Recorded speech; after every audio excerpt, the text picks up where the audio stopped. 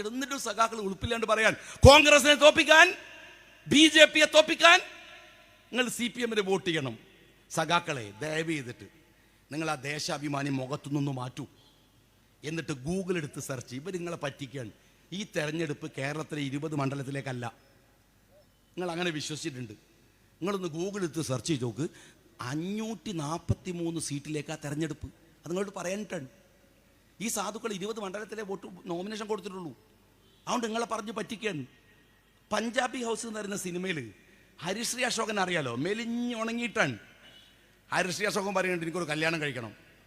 ദിലീപ് പറയുന്നുണ്ട് കഴിക്കലൊക്കെ കഴിക്കുക, പക്ഷെ ഒരു കാര്യമുണ്ട്, കല്യാണം കഴിക്കണമെങ്കിൽ മിനിമം താലി കെട്ടാനുള്ള ആരോഗ്യങ്ങളും വേണമെന്നാണ്.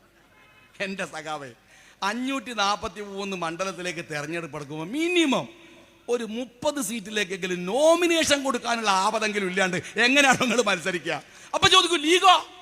ഇവിടെ ലീഗ് ചെറിയ പാർട്ടിയാണ്, ഞങ്ങളൊരു ചെറിയ കൈവഴിയാണ്. ഞങ്ങൾക്ക് ബുദ്ധിയുള്ളതുകൊണ്ട് എന്ത് ചെയ്യാം, ഞങ്ങൾ ഈ കൈവഴിയെ ഇന്ത്യ മുന്നണി എന്ന് പറയുന്ന മഹാപ്രഭാതത്തിലേക്ക് ചേർത്ത് വെച്ചു. ഞങ്ങൾ അതിന് കോമൺ സെൻസ് എന്ന് പറയൂ. Common sense.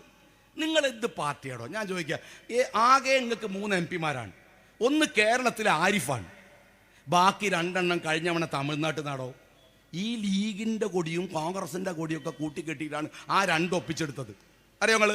ഇന്ത്യൻ പാർലമെന്റിൽ നിങ്ങൾ 3, ഞങ്ങൾ 3ആണ്. എന്നിട്ട് ബഡായി പറയുന്നതിന് ഒരു പരിധി വേണ്ടേ? ചുമ്മാ എന്തൊക്കെ പറഞ്ഞു കൊടുക്കാൻ.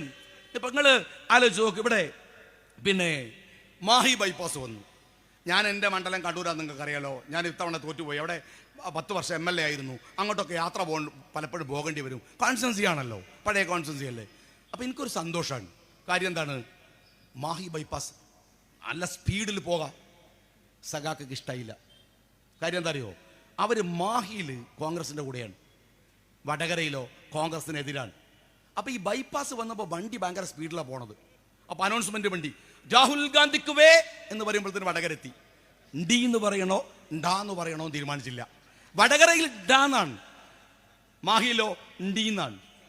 എടാ, ബൈപ്പാസിന് സ്പീഡ് കൂടുമ്പോഴേക്കും നിലപാട് മാറുന്ന ഒരു പാർട്ടിയും കൊണ്ടാണ് നിങ്ങൾ ഇന്ത്യ ഭരിക്കാൻ വരുന്നത്. മനസ്സിലായി? ഞങ്ങൾ ഈ രാജ്യം ഭരിക്കാൻ വരുന്നത് അങ്ങനെ. അതിനുശേഷമാണ് നിങ്ങളോട് ഞാൻ ഒറ്റ കാര്യം പറയാം. പറ്റുമെങ്കിൽ ആ സീതാറാം യെച്ചൂരിയുടെ പ്രോഗ്രാം ഒന്ന് ആ ലൈറ്റ് ഒന്ന് ഓഫാക്കുക, അല്ലെങ്കിൽ തന്നെ ചൂടാണ്. എന്താണ് സീതാറാം യെച്ചൂരിയുടെ പ്രോഗ്രാം ലിസ്റ്റ് ഒന്ന് പതുക്കെ ചൂണ്ട്.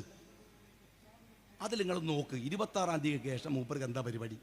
26 കഴിഞ്ഞാൽ കേരളത്തിലെ തെരഞ്ഞെടുപ്പ് കഴിയുമല്ലോ. അതുവരെയല്ലേ നടുവണ്ണൂർ ബാലുശ്ശേരി അടിക്കാൻ പറ്റുള്ളൂ. അത് കഴിഞ്ഞാൽ പുറത്ത് പോകണ്ടേ?